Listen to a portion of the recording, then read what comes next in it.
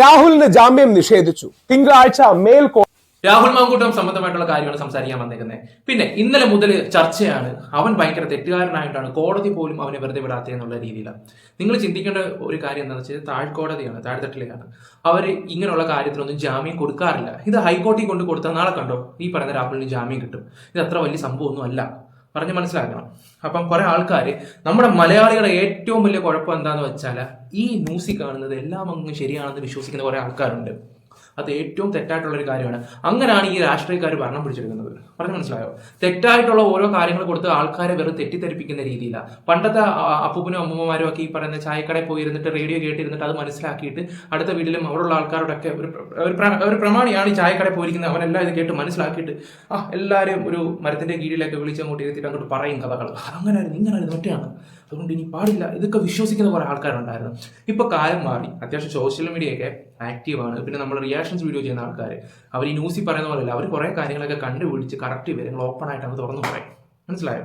അതുകൊണ്ട് ഇനി നിങ്ങൾ എന്താ പറയുക, കുറെ ഒന്നും വിശ്വസിക്കാതിരിക്കുക. കാരണം ആൾക്കാരെ മണ്ടരാക്കാൻ പറ്റും. ഇപ്പൊ രാഹുൽ മാങ്കൂട്ടം എവിടെ? ശബരിമല വിഷയം എവിടെ പോയി? പിന്നെ ഓട്ടോക്കാരുടെ പൈസയുടെ വിഷയം, പെൻഷന്റെ, അതെല്ലാം കൂടെ ഒരു 535 കോടി രൂപയോളം കാണുന്നില്ല, എവിടെ പോയി? അങ്ങനെ പല കേസുണ്ട്. ഇവിടെ ശബരിമല കേസിൽ നല്ല മന്ത്രിമാർക്ക് വന്ന പണി ഒരു MLA ചോദ്യം ചെയ്തു, കമ്മ്യൂണിസ്റ്റ് പാർട്ടിയില്ല. പിന്നെ ആന്റണി ജട്ടി കേസ് കേട്ട് ഇതൊക്കെ മുങ്ങിപ്പോയി. ഇതിപ്പോൾ ആൾക്കാരെ വെറും മണ്ടരാക്കാൻ പറ്റുന്ന കുറേ ഇതാണ് ഇപ്പോൾ നടന്നുകൊണ്ടിരിക്കുന്നത്. പിന്നെ രാഹുൽ മാങ്കൂട്ടത്തിന്റെ കാര്യം എന്ന് വെച്ചാൽ അദ്ദേഹം ഈ പറയുന്ന സ്ത്രീയായിട്ട് അങ്ങോട്ടും ഇങ്ങോട്ടും അവർ പരസ്പരം അങ്ങോട്ടും ഇങ്ങോട്ടും ബന്ധവും കാര്യങ്ങളൊക്കെ നടന്നതൊക്കെ ചെയ്തതൊക്കെ സത്യമൊക്കെ തന്നെയാണ്. പക്ഷേ അത് പരസ്പര സമ്മതത്തോടാണ്, അല്ലാതെ ക്രൂരമായിട്ടൊന്നും അയാളൊന്നും ചെയ്തിട്ടില്ല. പിന്നെ യുവതിയാണ് ഹോട്ടൽ ബുക്ക് ചെയ്തത്, എല്ലാം ചെയ്തത് യുവതി തന്നെയാണ്. പിന്നെ 3 മാസം മുമ്പ് നമ്മളൊരാൾ ക്രൂരമായിട്ട് ഒരാൾ പീഡിപ്പിച്ചിട്ടുണ്ടെങ്കിൽ ആ വ്യക്തിയെ നമ്മൾ സഹകരിക്കുമോ? എന്നിട്ടും ഈ യുവതി 3 മാസം മുമ്പ് അദ്ദേഹത്തിന് മെസ്സേജ് ഒന്ന് കാണണം, ഒന്ന് സംസാരിക്കണം എന്നുള്ള രീതിയിലാണ്. അതുപോലെ തന്നെ ഫെനിക്കും മെസ്സേജ് അയച്ചിട്ടുണ്ടായിരുന്നു. നമ്മളോടൊക്കെ ഇത്രയും ദ്രോഹം ചെയ്തൊരു വ്യക്തിയോട് ആരെങ്കിലും സംസാരിക്കും? നിങ്ങൾ തന്നെ ഒന്ന് ചിന്തിച്ചു നോക്ക്. ഓക്കെ, എന്തായാലും നമുക്ക് രാഹുൽ ഈശ്വറിന്റെ വീട്ടിലോട്ട് പോകാം. നമ്മുടെ ചാനൽ ആദ്യമായിട്ട് കാണുന്നവർ ലൈക്ക് ചെയ്യുക എന്ന് വെച്ചാൽ രാഹുലിനെ ഇഷ്ടപ്പെടുന്നവർ ലൈക്ക് ചെയ്യുക. പിന്നെ ജസ്റ്റിസ് ഫോർ രാഹുൽ എന്ന് കമന്റ് ഇടുക. അതും രാഹുലിനെ ഇഷ്ടപ്പെടുന്നവർ കേട്ടോ, അല്ലാത്ത അവരുടെ കാര്യം ഞാൻ പറഞ്ഞില്ല. പിന്നെ നമ്മുടെ ചാനൽ ആദ്യമായിട്ട് കാണുന്നവരൊന്ന് സബ് ചെയ്യുക. പിന്നെ ഫേസ്ബുക്കിലാണ് കാണുന്നെങ്കിൽ ഒന്ന് ഫോളോയും കൂടെ ചെയ്യുക. എന്തായാലും നമുക്ക് വീഡിയോയിലോട്ട് പോവാം.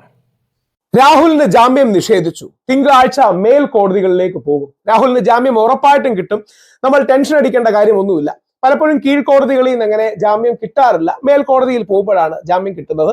കാര്യം ഹൈക്കോടതിയിലേക്കും അല്ലെങ്കിൽ മേൽക്കോടതികളിലേക്ക് പൊതുവെ വരുമ്പോൾ അവർക്ക് കുറെ കൂടെ എന്താ പറയുക, ശക്തമായ ഒരു സ്റ്റാൻഡ് ഇത്തരം വിഷയങ്ങളിൽ എടുക്കാൻ കഴിയും. അപ്പോൾ കാര്യം അതിന് മേളിൽ പിന്നെ സുപ്രീം കോടതിയിൽ നിന്ന് കിട്ടാനുള്ള ചാൻസ് ഒക്കെ കുറവായതുകൊണ്ട് തന്നെ കോടതി എത്രമാത്രം മേളിലോട്ട് പോകുന്നു അത്രമാത്രം സ്ട്രോങ് സ്റ്റാൻഡ് ഇത്തരം കാര്യങ്ങളിൽ എടുക്കും. അല്ലാത്ത ബാക്കിയുള്ള കോടതികൾ പലപ്പോഴും പോലീസിന്റെയും പ്രോസിക്യൂഷന്റെയും വാദത്തിനാണ് കൂടുതൽ പരിഗണന നൽകുക. തെറ്റല്ല, ഒരു പ്രോസസ്സിന്റെയും പ്രൊസീജിയറിന്റെയും ഭാഗമാണ്.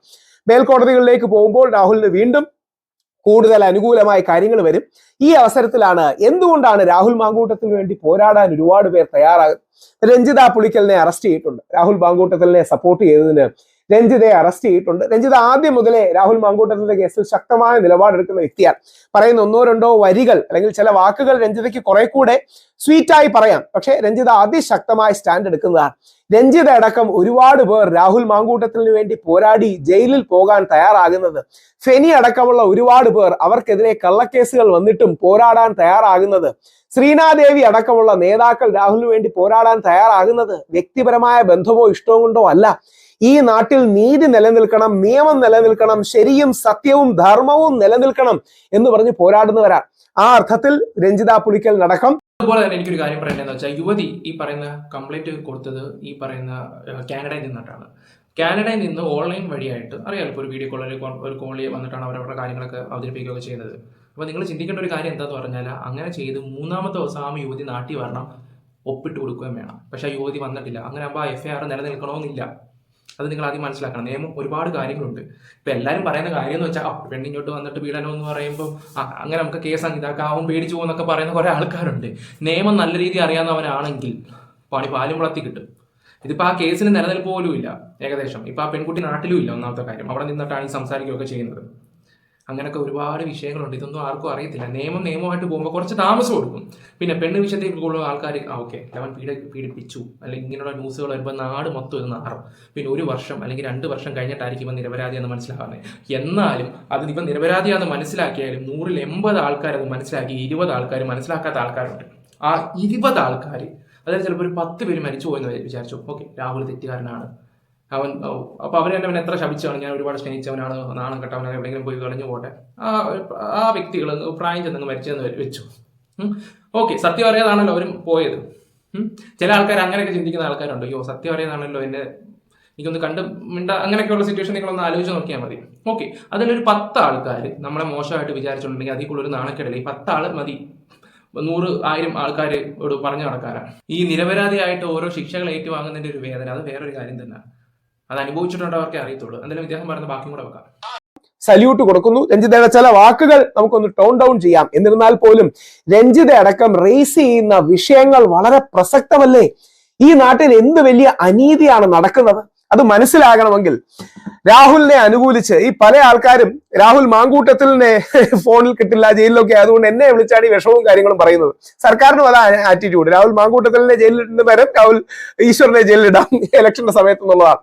എനിക്ക് വന്ന ഒരു വോയിസ് മെസ്സേജാണ്, നിങ്ങൾ കേൾക്കേണ്ടതാണ്. അതിലെ ചില പ്രസക്ത ഭാഗങ്ങൾ കേൾപ്പിക്കാം. ഒരു സാധാരണ വീട്ടമ്മ, ഒരു പാർട്ടിയിലും പെടാത്ത സാധാരണ വീട്ടമ്മയാണ്. കേൾക്കുമ്പോൾ നമുക്ക് വേദന തോന്നും. അവർക്ക് രാഹുൽ മാങ്കൂട്ടത്തിലിനെ അറിയത്തൊന്നുമില്ല.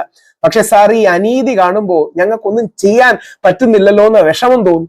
വീട്ടുപണി അടക്കമുള്ള കാര്യങ്ങൾ ചെയ്യാൻ പറ്റുന്നില്ല. കാര്യം അത്രമാത്രം വേദനയാണ് ഈ കള്ളത്തരത്തിലും അനീതിയിലും നടക്കുന്നത്. ഞാനൊരു വീട്ടമ്മയാ, എനിക്കപ്പോ ഇങ്ങനെ പ്രതികരിക്കാൻ ഒന്നും പറ്റത്തില്ല. എന്താ ഒന്നും പറയാമോ? കേട്ടില്ല. ഭയങ്കര ഞാൻ കേൾപ്പിച്ചു തരാം, കേൾക്കേണ്ട കാര്യമാണ്.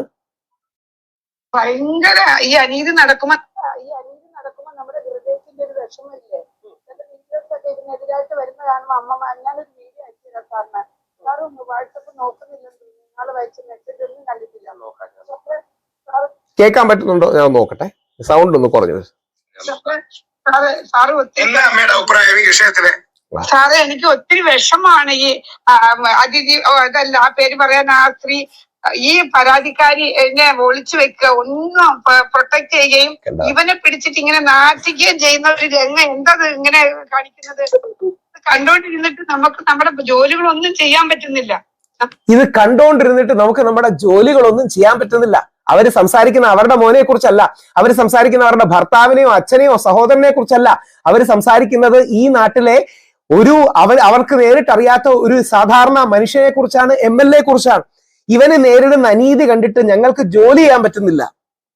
നമുക്ക് വിഷമമായിട്ട് നമ്മളിങ്ങനെ ഇത് നോക്കിക്കൊണ്ടിരിക്കും, ഇത് എന്താവും എന്നുള്ളത്. എന്താ രാഹുൽ മാങ്കൂട്ടത്തിൽ നിന്ന് ലഭിക്കണമെന്ന് അമ്മയുടെ ആഗ്രഹം? അതെ, ഞാൻ ഫുൾ സപ്പോർട്ട്. കാരണം ആ സ്ത്രീനെ ഇങ്ങനെ പ്രൊട്ടക്ട് ചെയ്ത് എന്തിനാന്നുള്ള ക്വസ്റ്റ്യൻ ആരെങ്കിലും ചോദിക്കണം. ഇവള് ഇതെന്താ ഈ കേസ് എന്താ മെസ്സേജാ കൊടുക്കുന്നത്? പ്രൊട്ടക്ട് ചെയ്യുന്നത് എന്തിനാന്ന് വെച്ചാൽ അടുത്ത ഭരണം പിടിച്ചെടുക്കാൻ വേണ്ടി അമ്മേ.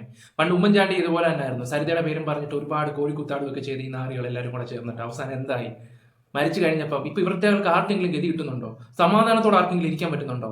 ഒരാളെ വഞ്ചിച്ച് ഇട്ടിട്ട് പോയി സ്വന്തം സുഖം തേടി പോകുന്നവരെല്ലാവരും നാളെ കണ്ടോ ഒരു നാൾ അനുഭവിക്കും. ഞാൻ സീരിയസ് ആയിട്ട് പറയണം, ഒരു നാൾ അനുഭവിക്കും. നമുക്ക് എവിടെ ആയിരുന്ന അപ്പ ആശ്രയം എന്ന് ആലോചിച്ചു പോകുന്ന കുറെ ആൾക്കാരുണ്ട്. എന്താണെന്നറിയത്തില്ല, ഇതുപോലൊരു നാറിയൊരു ഭരണം. ഈ അധികാരത്തിനും ഭരണത്തിനും ഒക്കെ വേണ്ടി ഇങ്ങനെ ഒരു മനുഷ്യനെ ദ്രോഹിക്കേണ്ട ആവശ്യം വല്ലതും ഉണ്ടോ? അറിയാൻ വയ്യത്തോണ്ട് ചോദിക്കുക. ഭാര്യമാർക്ക് ഭർത്താക്കന്മാരെ വഞ്ചിച്ചിട്ട് വേറെ വല്ലവരും കൂടെ പൊക്കോ, എന്നിട്ട് ഗവൺമെന്റും പോലീസും പ്രൊട്ടക്ട് ചെയ്യുന്നതാണ് അതിൽ നിന്ന് കിട്ടുന്നത്. എല്ലാ സ്ത്രീകളും അങ്ങനെ ചെയ്തോളാനാണ് അവർ ഉദ്ദേശിക്കുന്നത്, എന്നിട്ട് അവരെ പ്രൊട്ടക്ട് ചെയ്തോളാന്നോ? അതാ എനിക്ക് മനസ്സിലാവാത്തത്. ഒരു കുടുംബത്തിന്റെ മഹിമയൊന്നും അറിയാത്ത, അതുകൊണ്ടാണ് അമ്മമാരെല്ലാം ഈ രാഘവന്റെ കൂടെ നിൽക്കുന്നത്. ഈ സ്ത്രീ സ്വന്തം ഭർത്താവിനെ വഞ്ചിച്ചു പറയുന്നില്ല. ആ സ്ത്രീയെ കുറിച്ച് പറഞ്ഞ ഭാഗങ്ങൾ അങ്ങ് മാറ്റുകയാണ്. കുടുംബത്തിന്റെ മഹിമ അറിയാവുന്നവർ, അത് വേണ്ട രീതിയിൽ മനസ്സിലാക്കാത്തവർ, അല്ലെങ്കിൽ ഇത്തരം പല കാര്യങ്ങളും പറയുന്നതിന്റെ റീസൺ എന്ന് പറഞ്ഞാൽ അതിശക്തമായ ഒരു പോരാട്ടം നയിക്കുന്നതിന്റെ കാരണം അമ്മമാർ എന്തുകൊണ്ടാണ് രാഹുൽ മാങ്കൂട്ടത്തിനോടൊപ്പം നിൽക്കുന്നത്? കാരണം ഉള്ളിലെ ധാർമ്മിക രോഷമാണ്. ആർക്കും ഒരു കുഴപ്പമില്ല. എന്തെങ്കിലും ഞാനൊരു വീഡിയോ അയച്ചു, ചില ഭാഗങ്ങൾ ഞാൻ കട്ട് ചെയ്യാം. രാഹുലും പോട്ടെ, പെൺകുട്ടി കല്യാണം കഴിച്ച എന്നുള്ള കാര്യം രാഹുലിന് അറിയത്തില്ലായിരുന്നു. അത് മറച്ചു വെച്ചിട്ടാണ് ഈ പെൺകുട്ടി ഫ്രണ്ട്ഷിപ്പും കാര്യങ്ങളുമായിട്ട് ചെല്ലുകയൊക്കെ ചെയ്തത്. പിന്നെ ഇടയ്ക്ക് പറയുണ്ടായി ഹസ്ബൻഡുമായിട്ടുള്ള ഒരു വിഷയമാണ്, അത് പറഞ്ഞു തീർക്കാനാണെന്ന് പറഞ്ഞിട്ട്. ഇവിടെ ചെല്ലുന്നത് ആരാ സത്യം പറഞ്ഞാൽ? ഈ സ്ത്രീകൾ തന്നെയല്ലേ. അവസാനം ദേ കിടക്കുന്നു, അവസാനം പീഡനവും മറ്റേതും മറിച്ചതും പറഞ്ഞിട്ട്. ഞാൻ ആലോചിച്ച് പോയത് ആ ഭർത്താവിന്റെ കാര്യമായിരുന്നു. അദ്ദേഹത്തിന് നീതി കിട്ടണ്ടേ? ഇതൊന്നും ആരും ചിന്തിക്കുന്നില്ലല്ലോ എന്ന് ഓർക്കുമ്പോഴാണ് സത്യം പറഞ്ഞ സങ്കടം വരുന്നത്.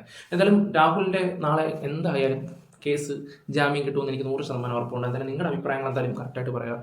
ഞാൻ ജസ്റ്റ് ഇതിനെക്കുറിച്ച് ചെയ്യണമെന്ന് തോന്നി. ജസ്റ്റിസ് ഫോർ രാഹുൽ കൂടെ കൊടുക്കുക. Bye, love U.